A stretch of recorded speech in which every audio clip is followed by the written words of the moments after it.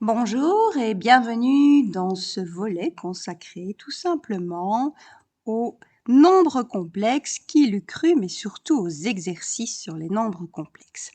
Là, toute la théorie est connue, vous avez eu l'occasion de vous exercer sur des petits exercices qui ne mangent pas de pain, et qui sont résolus en quelques secondes, quelques minutes, tout au plus.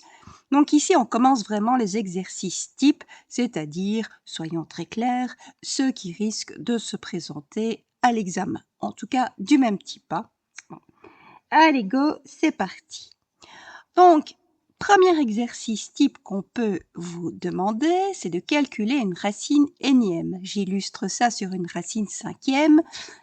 Évidemment, si vous avez une racine cubique, une racine quatrième, une racine dixième, que sais-je, ça marche exactement de la même façon. Donc ici, on vous demande de calculer les racines cinquièmes de 2 plus 11i.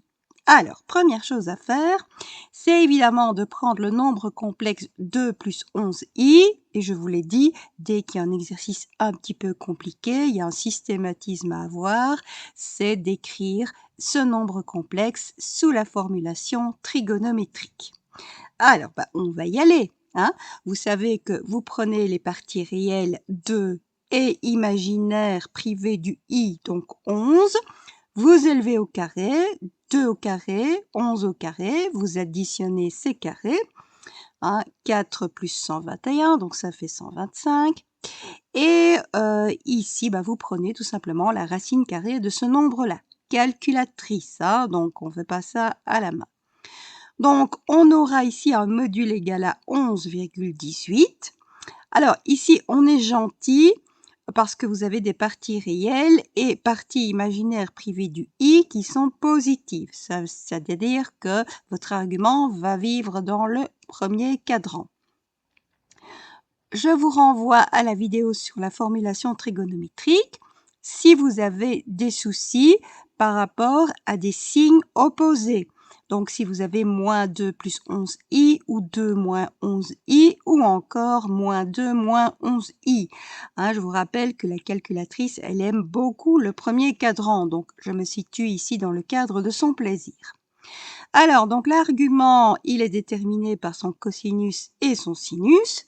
Le cosinus, c'est la partie réelle, 2, divisé par le module, donc 11,18. Normalement, ça suffit, là, vous n'avez même pas besoin de calculer le sinus. Mais bon, si l'envie vous en prend, c'est la partie imaginaire privée de son i, c'est-à-dire 11, divisé par le module. Donc, vous choisissez une de ces deux relations-là, calculatrice. Si vous choisissez le cosinus, vous prenez la fonction cos exposant moins 1 ou arcos de votre calculatrice et vous mettez comme argument 2 divisé par 11,18. Normalement, ça va devoir vous donner un angle d'amplitude 79,69 degrés. Donc ici, ça signifie que 2 plus 11i s'écrit sous écriture trigonométrique comme 11,18 fois le 6 de 79,69 degrés. Je vous rappelle que le 6, ça veut dire cosinus plus i sinus. Et dès lors, les racines cinquièmes vont s'obtenir, rappelez-vous la fameuse formule de Moivre, ce que je fais sur le nombre complexe, je le fais sur le module. Donc ici, puisqu'on me demande la racine cinquième de 2 plus 11i, je vais prendre la racine cinquième du module 11,18. Par contre, au niveau de l'argument, rappelez-vous ici, c'est en exposant un cinquième, en fait, la racine cinquième. Donc, ça veut dire qu'on va multiplier l'argument par un cinquième. Et donc, ici, en fait, ça va tout simplement être une division par 5. Donc, je vais diviser ici mon angle de 79,69 degrés par 5. Attention, c'est là qu'il ne faut pas oublier des choses. Si vous vous contentez de ça, vous aurez une seule réponse. Or, les racines cinquièmes, il y en a 5. Scoop, si on vous avait demandé les racines huitièmes, il y en aurait eu 8. Racines carrées, il y en a 2. Il y a toujours ici le nombre de racines par rapport au degré, je vais dire, de la racine. Donc ici, racine cinquième, il vous faut 5 réponses.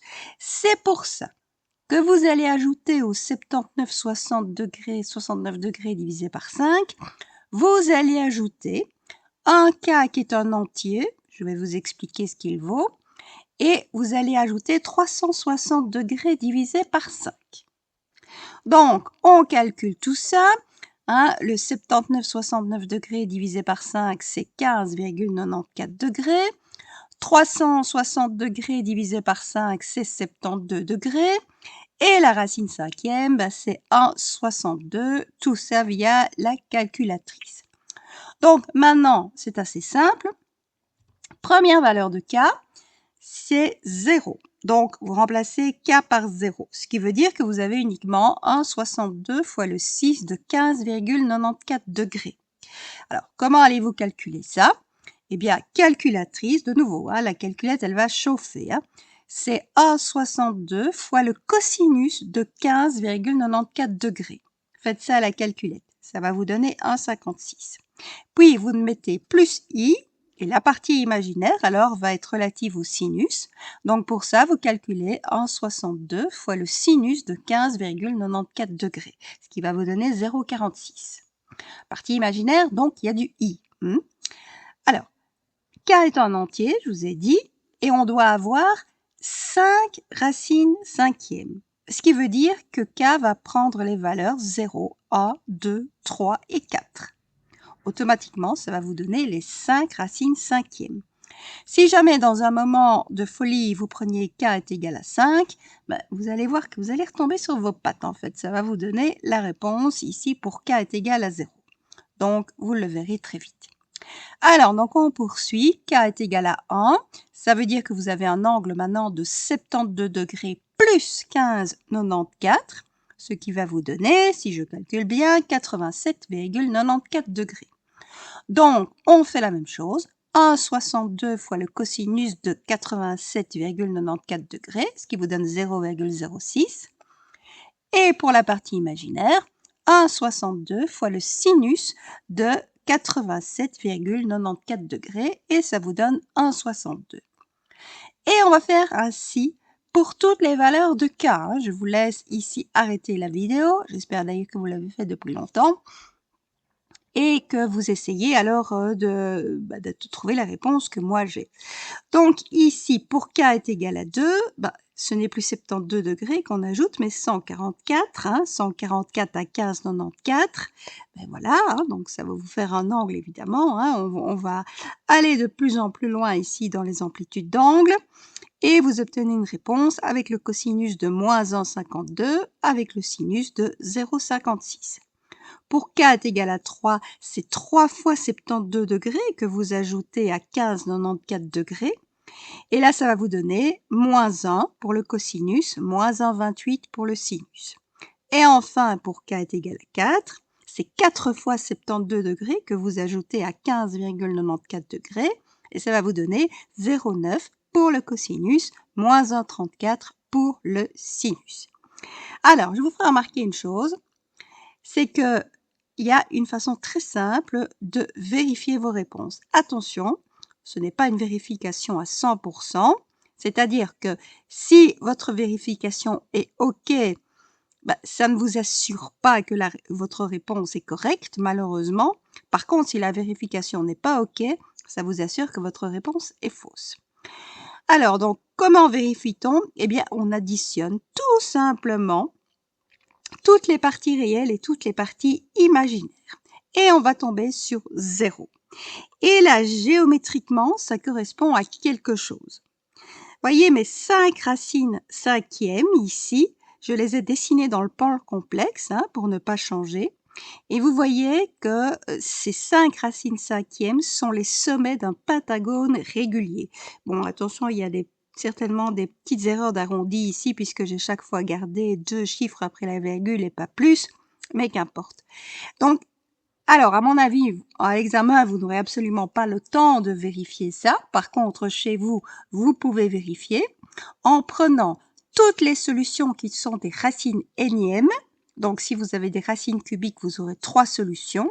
Ces 3 solutions, dans le plan complexe, doivent correspondre aux 3 sommets d'un triangle équilatéral.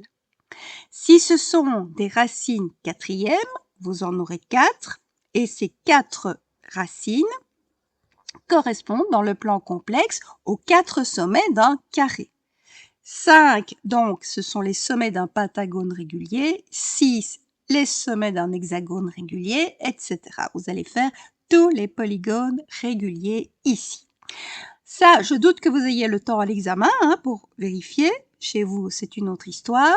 Donc, à l'examen, que devez-vous faire? Simplement vérifier en additionnant vos 5 réponses. La somme doit donner 0. Attention aux propagations des erreurs d'arrondi. Parfois, ce n'est pas exactement 0, mais ça en est quand même fort proche. Si vous tombez sur 1 centième comme résultat de l'addition ici de vos 5 réponses, pas de panique, c'est certainement très correct. Si par contre vous obtenez 27, là, il y a du souci à se faire. Donc, voilà le premier exercice type, calculer une racine énième d'un nombre complexe. Alors maintenant, on part à l'exercice type numéro 2, résoudre une équation du deuxième degré. Mais, avec les complexes, il n'est plus question ici d'avoir une équation qui porte sur des x réels et qui a des coefficients réels. Donc ici, votre inconnu, c'est le nombre complexe z. Et on vous demande de le déterminer, sachant que z satisfait l'équation z au carré moins 5 moins 14i fois z moins 24 plus 10i égale à 0. C'est une équation du second degré en z. Donc, que fait-on avec une équation du deuxième degré? On calcule un delta. Donc, on va faire ça aussi. Pourquoi changer? Ça marchait si bien dans les réels. Donc ici, je prends le coefficient B, on va dire, celui qui multiplie Z. Alors, le moins ici est là pour faire joli dans le calcul du delta, parce que moins au carré, ça s'en va. Donc ici, vous allez avoir 5 moins 14i au carré, et puis moins 4 fois moins 24 plus 10i, donc ça fait un total de plus 4 fois 24 plus 10i. On distribue le 4 sur 24 et 10i, ce qui nous donne 96 plus 40i. On fait la formule du carré parfait là pour 5 moins 14i, ce qui nous donne 25, carré de 5. Le carré de 14i, ça fait 196, avec un signe moins. Pourquoi? Parce que vous avez du i au carré, c'est moins. Et puis, vous avez le double produit, 2 fois 5 fois moins 14i, ce qui vous donne moins 140i. Ne l'oubliez pas, ce double produit. Ensuite, c'est l'apartheid, c'est-à-dire que vous allez additionner toutes les parties réelles, 25 moins 196 plus 96, donc ça fait moins 75, manifestement. Et partie imaginaire, moins 140i plus 40i, ce qui fait moins 100i. On va toujours se simplifier la vie en mettant 25 en évidence, ce sera toujours plus sympathique dans les calculs qui vont suivre. Donc ici, il nous reste 25 fois moins 3 moins 4i. Donc, tout se passe comme une équation du deuxième degré normale, on va dire, sauf que votre delta, il est complexe. Oui, c'est comme ça, on travaille dans les complexes. Donc, ici, c'est toujours la même formule, moins b plus ou moins racine de delta divisé par 2a. Donc, moins b, ça va donner 5 moins 14i. Plus ou moins racine de delta, racine de 25, c'est 5. Et racine de moins 3 moins 4i, on ne sait pas ce que c'est. Donc, ça va rester comme ça. 2a, c'est 2. Donc, ici, c'est plus long dans le sens où il vous reste encore une racine carrée d'un nombre complexe à calculer. Mais, on revient à l'exercice type numéro 1, calcul d'une racine énième d'un nombre complexe. Donc ici, ce sera le cas. C'est une racine carrée. Que fait-on? On écrit le nombre complexe sous formulation trigonométrique. voyez qu'ici, j'étais un petit peu plus rapide, donc surtout faites-le bien calmement à votre rythme de votre côté. Je prétends que le module de moins 3 moins 4 c'est 5 et que son argument, c'est 233,13 degrés. Attention, moins 3, moins 4, 2 moins, vous savez ce qu'il faut faire. Hein? Donc, vous vous situez dans le premier cadran et vous ajoutez 180 degrés. Voilà. Et vous obtenez ainsi 233,13 degrés. Alors, c'est pas moins 3 moins 4i qu'on vous demande, c'est sa racine carrée. Donc, formule de Moivre. Ce que je fais ici au nombre complexe, ben, je le fais au module. Donc, je prends ici la racine carrée de 5. Et par contre, au niveau des angles, ce sera bien plus simple. Je divise tout simplement par 2, puisqu'il s'agit d'une racine carrée. Donc, je divise 233,13 degrés par 2 pour obtenir 116,57 degrés. N'oubliez pas, dès qu'il s'agit de racine énième, j'insiste vraiment là-dessus, on ajoute k fois 360 degrés divisé par le degré de la racine. Donc ici, divisé par 2. On ajoute donc k fois 180 degrés. Alors, qu'est-ce que ça va nous donner? Vous voyez, j'ai mis une seule réponse ici parce qu'en fait, l'autre réponse, il y a deux réponses puisque ce sont des racines carrées, c'est opposé. Donc, vous allez avoir moins 1 plus 2i comme première réponse et 1 moins 2i pour deuxième réponse.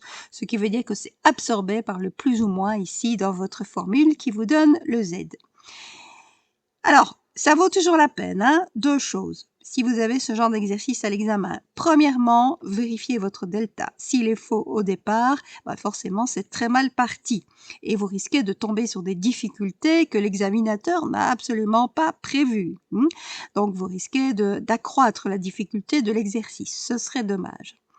Ça, c'est une première chose. Une deuxième chose, quand vous avez calculé la racine carrée, élevez vite au carré pour voir si vous tombez bien sur moins 3, moins 4i. Ça vaut la peine. C'est une vérification qui se fait en quelques secondes. Hein.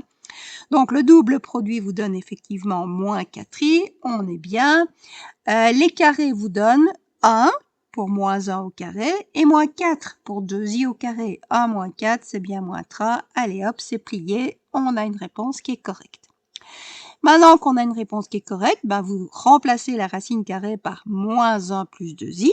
Donc, il vous reste à multiplier ça par 5 et à faire tout simplement l'addition et la somme. Ça, c'est comme d'habitude.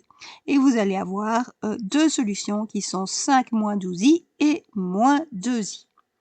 Donc, voilà le deuxième exercice type. Vous le voyez, ce n'est pas trop compliqué. Ça va se compliquer par la suite. Pourquoi? Parce que on va résoudre des équations de degré supérieur à 2 maintenant. Mais ça va se ramener à une équation du deuxième degré. Alors, exemple type, z exposant 6 plus 7 moins i fois z cube moins 8i est égal à 0. Voilà, équation de degré 6. Mais équation méchamment tronquée. Vous n'avez pas du z exposant 5, vous n'avez pas du z exposant 4, vous n'avez pas du z carré, vous n'avez pas du z. Et c'est pour ça que vous allez pouvoir arriver à résoudre cette équation. Parce que au fond, il suffit de poser z cube est égal à grand Z et vous allez avoir une équation du deuxième degré. Hein? Z cube, c'est grand Z, Z exposant 6, c'est Z au carré. Donc, il suffit de résoudre ça comme une équation du deuxième degré. Et c'est ce qu'on vient de faire précédemment. Donc, la vie est belle. On sait qu'on doit calculer delta. Allez, donc ça fait 7 moins i au carré, moins 4 fois moins 8, donc plus 32, moins 4 fois moins 8i, donc plus 32i. Alors, 7 moins i au carré, les deux carrés, ça fait 49 moins 1, et le double produit, moins 14i. Donc, on rassemble les parties réelles. 49 moins 1, 48, plus 32, ça fait 80. On rassemble les parties imaginaires. 32i moins 14i, ça fait 18i. Donc, notre grand Z, solution de l'équation du deuxième degré, va être égal à moins 7 plus I, c'est le moins B, plus ou moins la racine carrée de delta, et racine carrée d'un nombre complexe, êtes-vous étonné? Et puis alors, divisé par 2a, donc divisé par 2. Donc, on a encore cette racine carrée à calculer, ce qui veut dire qu'on doit écrire 80 plus 18i sous forme trigonométrique. Je vous laisse le faire sur le côté. Ici, en plus, les deux parties sont positives, donc on est dans le premier cadran et la calculatrice est votre meilleure amie. Donc, ça va donner 82 fois le 6 de 12,68 degrés. Les racines carrées, maintenant, formule de Moivre, ce que vous faites au nombre complexe, vous le faites au module. Donc, on prend la racine carrée de 82. Par contre, au niveau des arguments, on se contente de diviser par 2, ce qui nous donne un angle d'amplitude 6,34 degrés. Et on ajoute, n'oubliez pas, k fois 180 degrés. Donc, ça nous donne ici, de nouveau, plus ou moins, il y a les deux réponses, une réponse plus, une réponse moins. Et la réponse plus, c'est 9 plus i. Donc, évidemment, la réponse moins, c'est moins 9 moins i. Donc, on remplace la racine carrée par 9 plus i. Et on a deux solutions pour grand Z qui sont 1 plus i et moins 8.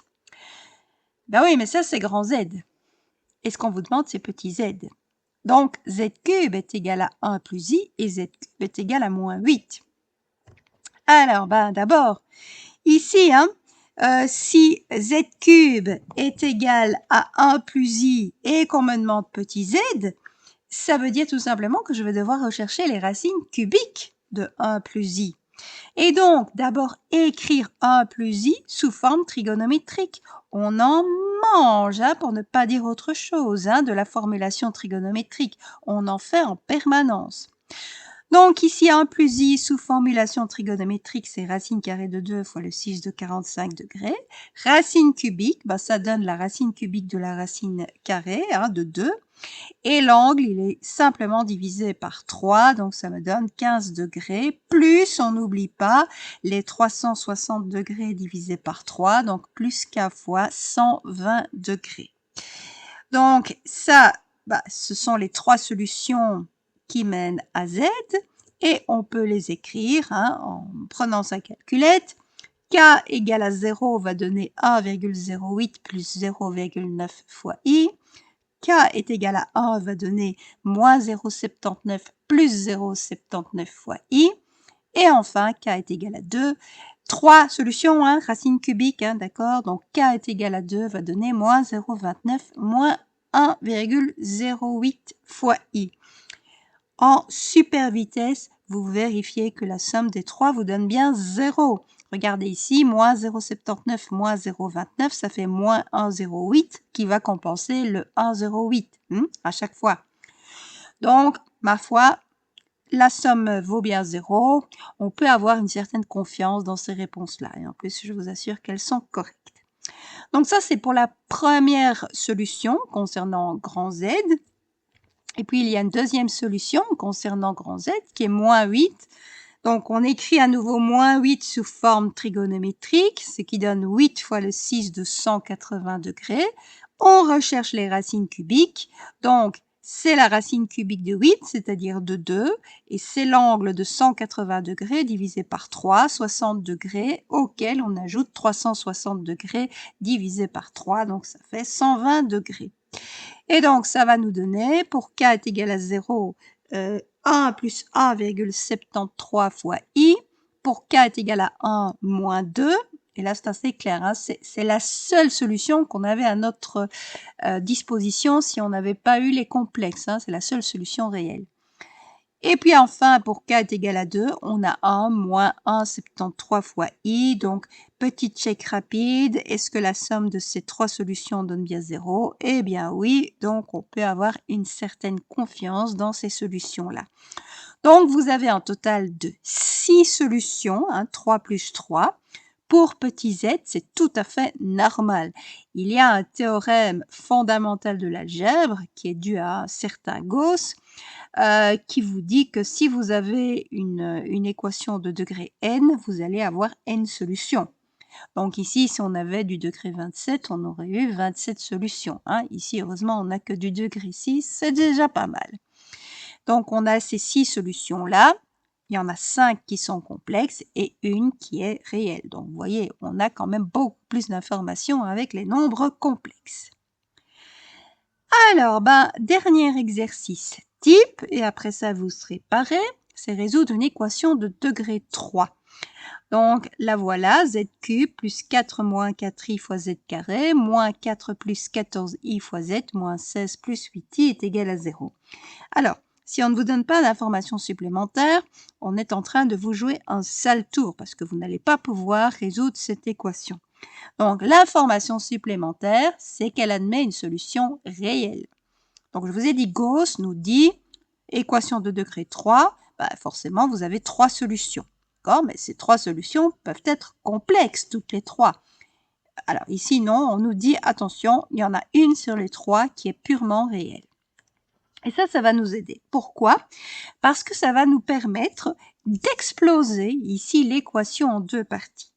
On va prendre la partie qui n'a absolument pas de i.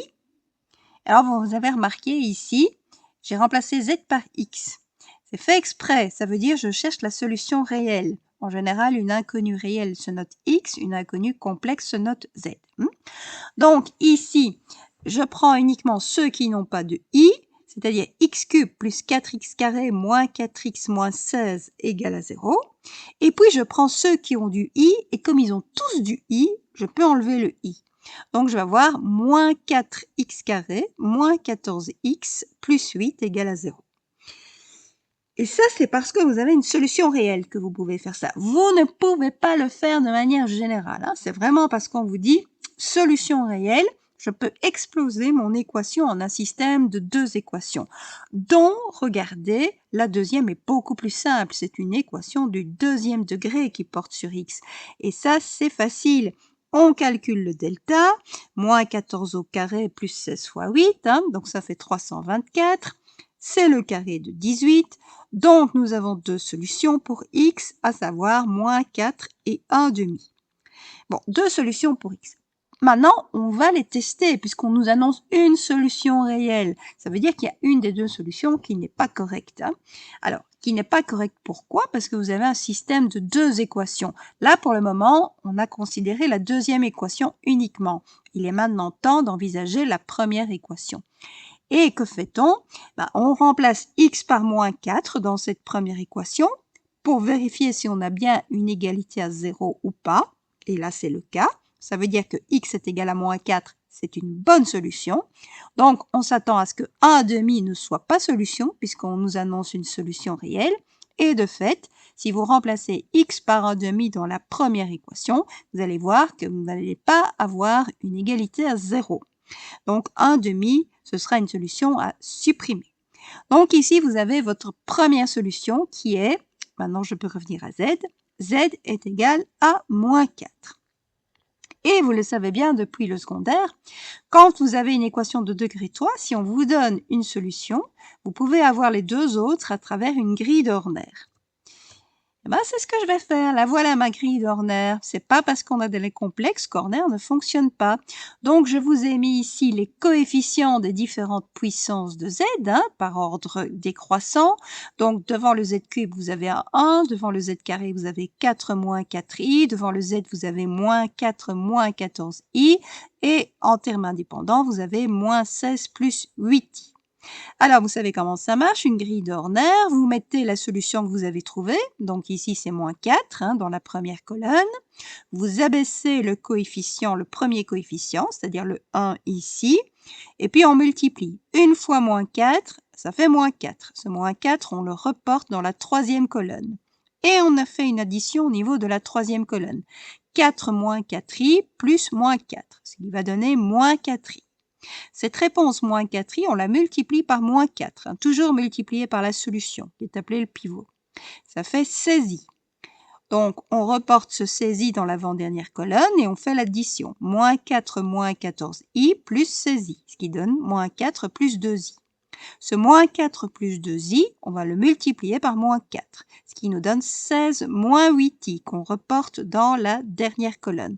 Et là, c'est la vérification de la grille d'Horner. L'addition des 2 nombres que vous trouvez doit vous donner 0 et c'est bien le cas ici. Donc, on peut être confiant dans notre grille d'Horner et dans notre solution moins 4.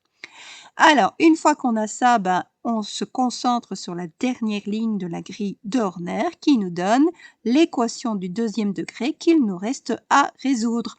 Le 1 va être le coefficient de z carré, le moins 4i le coefficient de z et moins 4 plus 2i le terme indépendant.